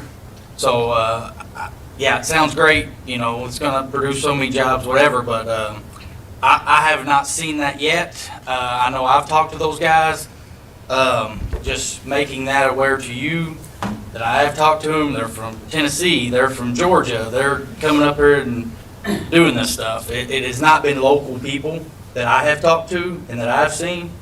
And not to be argumentative, but solar panels and solar farms are not neat to look at. I see them quite often. There's nothing really cool about them. So, you know, that might be one's personal opinion. I think you would have the majority of the people in here saying that they would not want to see them and they are not neat and cool to go look at. So, thank you. Thank you. Anyone else like to speak this evening? Yes, sir.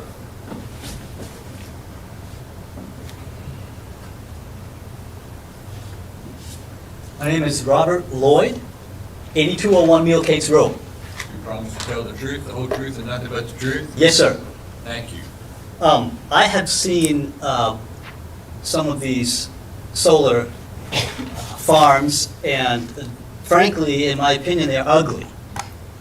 And those of us who don't have lots of land that's going to be making money off from it, we just have a home and a couple acres or whatever, that's going to decrease our property values. It's probable that it's going to do that. And so we're stuck.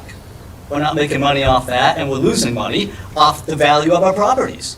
They're not pretty to look at. They're not nice. I would rather see individual homes make their own energy. I think would probably be better than having big farms. Solar farms, especially when solar farms put out electromagnetic radiation, which can even reduce life expectancy of human beings. They're not very healthy on that level either. So I have concerns on both of these fronts that we're going to lose property value. And I'm concerned also concerning the health hazards, the potential health hazards that even the WHO has said can cause even a decrease in life expectancy with electromagnetic hypersensitivity and things of that nature. So I think there's a lot of problems here. I mean, why put them where there is a population of people? Why not put them out where there is no people? I mean, wouldn't that make sense instead of putting them where people live?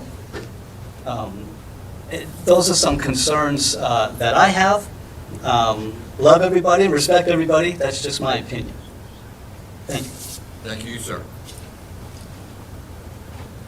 Someone like to address the health effects of these types of projects?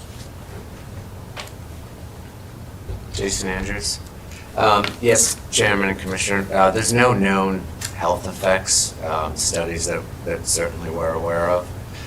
Solar panels don't emit or emit EMF. They're basically, as the sun provides energy, that provides a direct current, and that direct current is then shipped to alternating current to the transmission line. So no known health effects to the population. Okay. Thank you. Could I respond to that? Yes, come back, sir. The Robert Lloyd. I respectfully disagree with you. The solar panels themselves do not cause the problem. It's where the energy is stored and getting there. I think those are the issues as well, and so that is a concern. And I think there are some known issues that I mean, say, well, there's no known issues, I mean, that's questionable, in my opinion. But there are known issues. Secondly, it wasn't addressed about the decrease of our property, which is probably surely going to happen. And if anybody cares about their property and their homes, I would be thinking about that and praying about that. Thank you. Thank you. Yes, please come forward again, sir. I didn't get a chance to ask you about property value. The first piece, so there's no storage. I think Mr. Lloyd had said battery storage. There's no battery storage certainly proposed within the project. And then the property values we discussed, we did a third-party consultant review that found no indicative decrease in property values. That can also be found on the PSC website, the full report. And then again, the siting board will also conduct their own separate third-party result on property values. Thank you. Anyone else like to speak? A lot to think about here.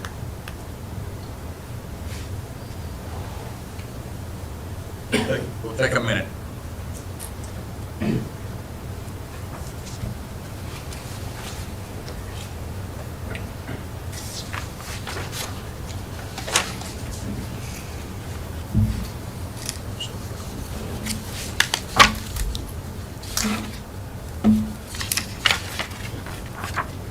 Does the commission have any further questions for staff? Any more speakers tonight? For the representatives of the applicant?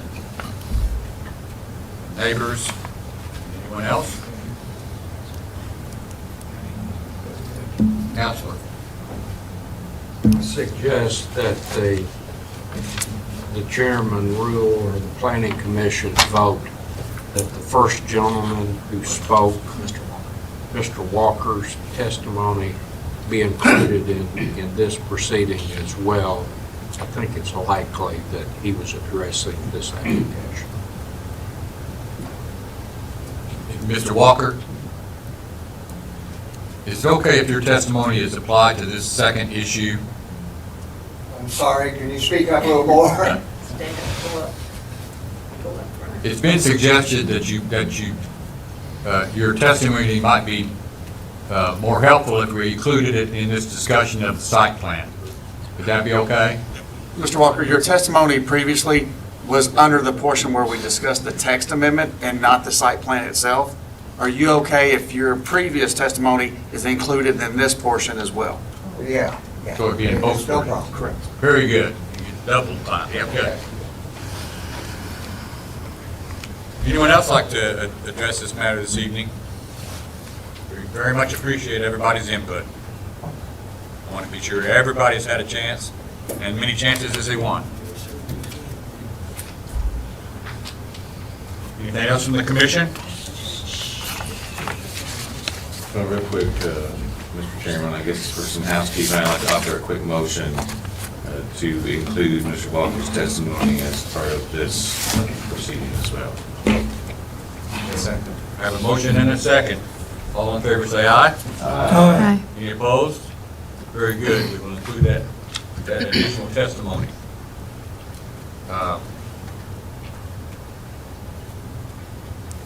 I'll entertain a motion in regard to the Seabury Solar 2 project site plan as presented. I believe we do have one addition to the description concerning vegetative screening for existing occupied structures.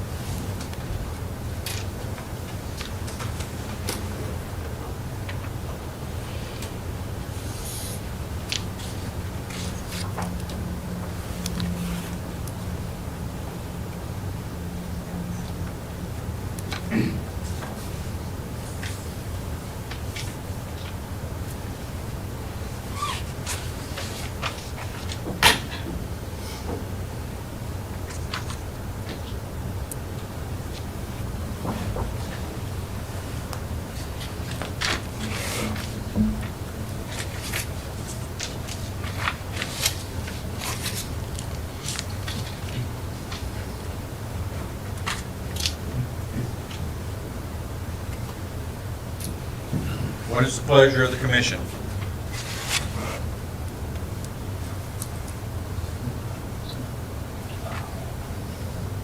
Mr. Chairman, I'd like to offer a motion to approve Seabury Solar 2 project site plan submitted by Seabury Solar 2 LLC, a subsidiary of Mixed Extra Energy Resources LLC, for the property located approximately 7 miles south of the city of Henderson and directly north and south of the town of Roberts, west of US 41, north of State Road 416, and east of US 41A, containing approximately 1,460 acres.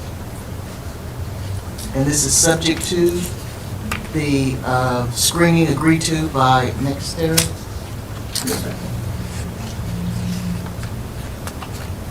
We have a motion? Second.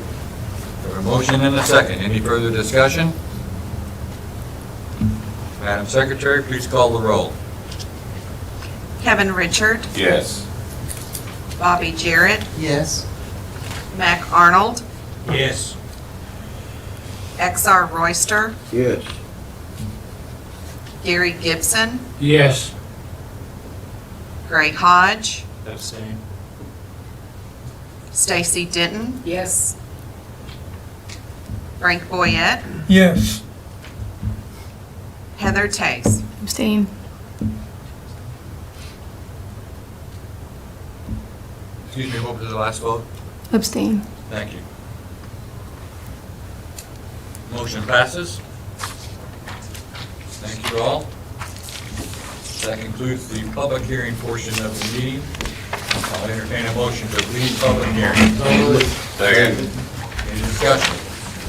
Mr. Chairman, may we take a brief break to allow everybody to shuffle out the room? Yeah, let's get out of public hearing. Got a motion and a second on the floor. All in favor, say aye. Aye.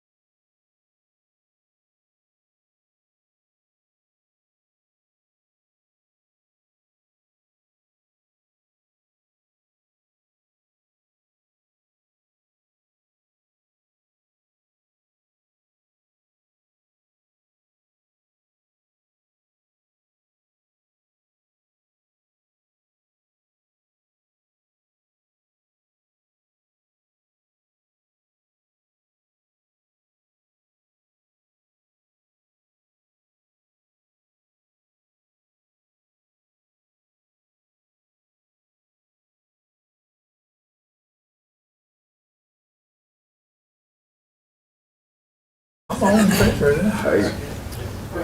Okay, thanks. Been saying, Next item is there's a study the done finance about report. that, why we Yes, need Mr. to Chairman. do that.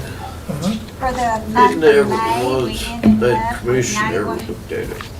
That doesn't surprise me. Guys ready? Here we go.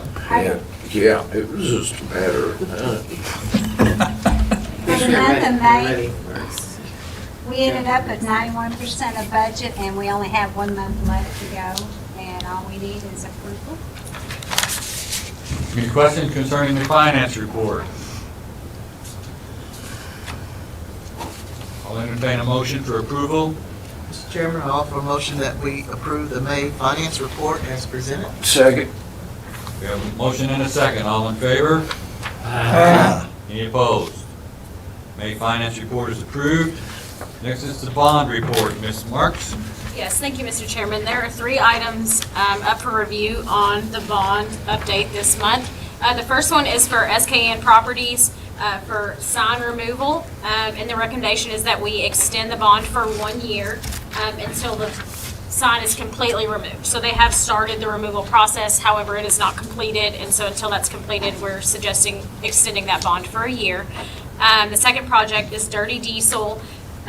They had a bond for the entrance that they would have been adding in out at the Riverport. At this point, no work has been completed on that, so it is a recommendation to extend that bond for 1 year at the same amount.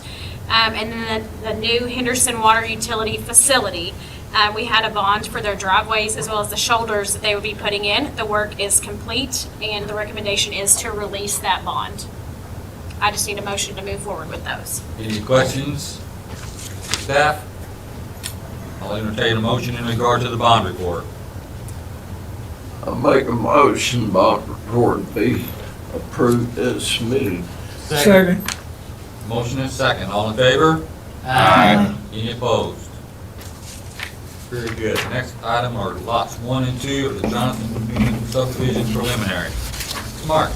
Yes, thank you, Mr. Chairman. So lots 1 and 2 of the Jonathan Newman subdivision preliminary plat have been submitted by Jonathan Newman for the property located in Henderson County at 16558 Griffin Graves Creek Road, being parcel ID number 99-18.1, containing approximately 5.29 acres. The applicant is requesting preliminary approval for the 2 lots in an agricultural district. So if you all will, it's been a little bit, I believe, since we've had a preliminary plat. The preliminary plat has been submitted because there have been 5 or more lots cut off the original track, and so that is why that he had to move forward with this. It's very similar to what we would see with our minors that we approve in-house. However, because we are over that threshold for the definition of a minor, it is now into a major. It has been reviewed by the county engineer as well as the county codes department, and they're both on board for moving forward with this preliminary plat. So we are talking about creating only 1 additional lot, This will, or 2.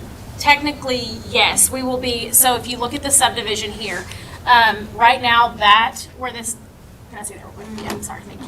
So where this line is, kind of where we're making this division, is 1 large lot. So all of this outlined in that dark black line is currently an existing lot. So we are dividing that lot into now 2 lots. And so that is what you're seeing there. So there's an existing 1 lot that we're now dividing up into 2 lots. Well, and so these 2 new lots, one of them is approximately rectangular and the other one kind of wraps around it. Is it? That what I'm seeing? Mr. Chairman, there's only 1 new lot.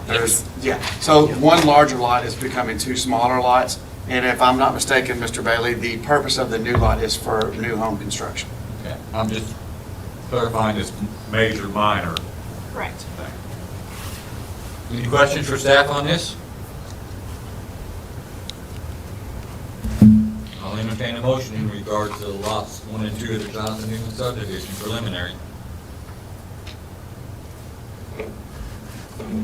Mr. Chairman, I'll offer a motion to approve lots 1 and 2 of Jonathan Newman subdivision preliminary submitted by Jonathan Newman for the property located in Henderson, Kentucky, 16558 Griffin Graves Creek Road, PID number 99-18.1, containing approximately 5.29 acres, requesting approval of 2 lots in agricultural.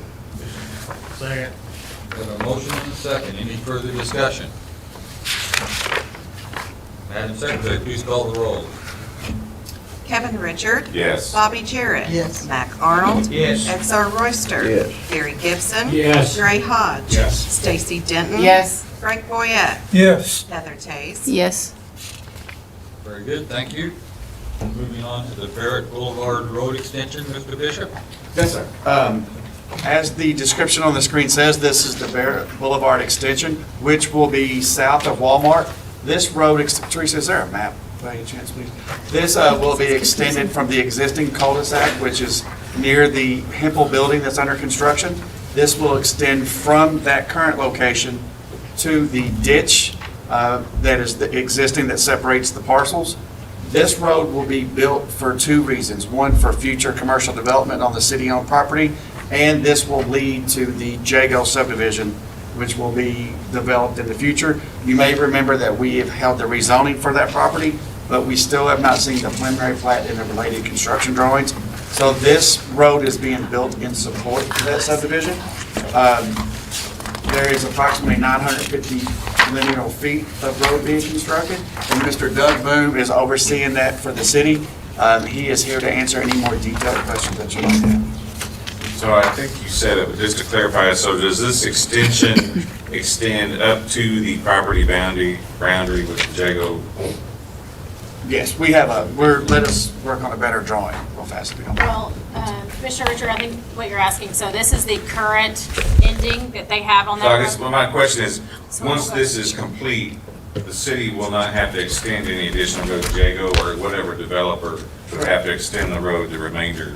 Mr. Boone, is that correct? It'll go across the creek, it extends across the street. And then Jago will pick up from there. Yes. That was my question. There should be a drawing that shows this. Your name, sir, Doug Boone, address, 222 First Street. promise to tell the truth, the whole truth, and nothing but the truth. Yes, sir. Thank you.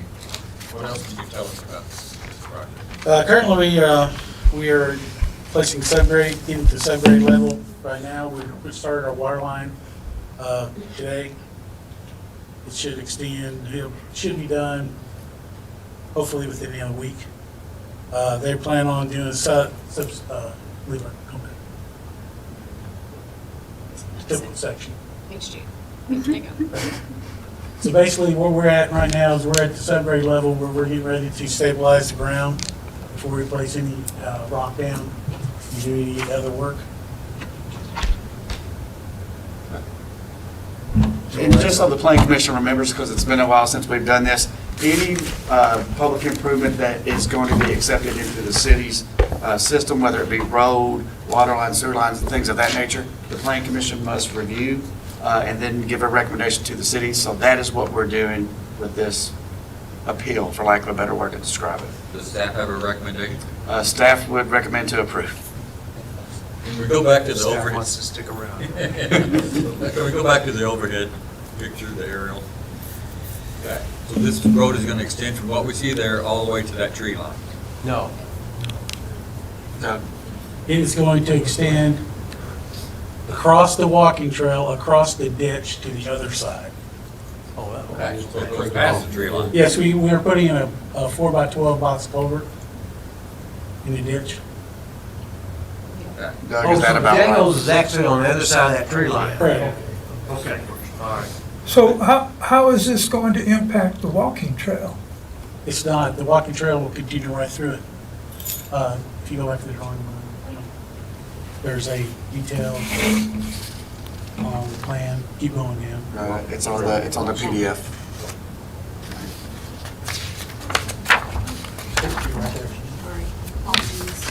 So we're just extending the walking trail across the road. This is the walking trail Okay. here, right now. Yeah. So there'll just be a crosswalk? There'll be a crosswalk, yes. Gotcha. What other, if that land is owned by the city, just borders? All those are. Yeah. This piece included, that we're on right here, sorry, my measurement was on, but this is also owned by the city. So this half is, as well as, All the way up to the Owensboro Health? These are these are the parcel lines here, and I do not want to misspeak. I know for a fact that this portion is, as well as that, well, if it'll ever scroll all the way out, that portion is. So the portion east of the tree line that you see there is the portion rezoned for the Jago subdivision. The portion west of the tree line, the city plans to retain for commercial development. Okay, and there are 2 other lots, probably commercial as well, that are already served by existing road. Correct. Okay. Any other questions, Mr. Gentlemen? Any questions for staff? Thank you, sir. I'll entertain a motion in regard to Barrett Boulevard Road extensions.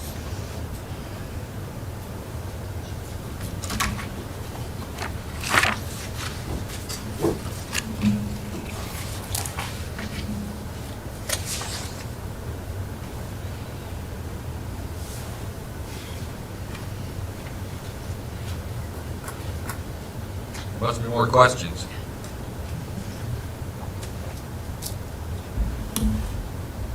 Mr. Chairman, I make a motion to approve the Barrett Boulevard Road Extension, consisting of approximately 945.2 linear feet. Extension, new street extension 37 feet wide, including curb and gutter, details as reviewed by Mr. Boone. Second. We have a motion and a second. Any further discussion? Madam Secretary, please call the roll. Heather Chase, Yes. Frank Boyette, Yes. Stacy Dibbs. Yes. Gary Hodge. Yes. Gary Gibson. Yes. XR Royster. Yes. Mac Arnold. Yes. Bobby Jarrett. Yes. Kevin Richards. Yes. Very good, thank you. Under administrative business, it's been pointed out to me that our next scheduled regular meeting date falls on the 4th of July. Oh, that's good. Beth, we can all meet down here for some fireworks, Right. or we can move this meeting to Wednesday the 5th. I would entertain a motion to do so with the commission's approval, of course. Moving our next meeting to Wednesday, July 5th. Have a motion and a second. All in favor say aye. Aye. Any opposed? Good. Put that on your calendar. And any other administrative business? No, sir. I think Mr. Rich has one item for other business. I do, sir. So some of the Plan Commission members may remember the Highway 41 North study that we commissioned from TSW Design Group. Amy Williams has worked with us in the past as well as the city. We feel like she does an excellent job. At the recent Kentucky chapter of the American Planning Association conference that Jennifer and I went to, Amy and her group won an award for that design, that plan. Amy was very nice to give it to us, but we feel like all the credit should go to her because we just helped facilitate the plan. So we would like to congratulate all the Plan Commission members who contributed, the members of the public who were there to help out, and specifically Amy and TSW Design Group, because they did an awesome job as recognized by our peers in the planning industry in the state. So, good job, Amy and TSW. Yes. Good. Interesting exercise. I think we might revisit that in the future. I believe we will. Okay. Any other business someone would like to bring before this body? If not, I'll entertain a motion to adjourn. So moved. Second.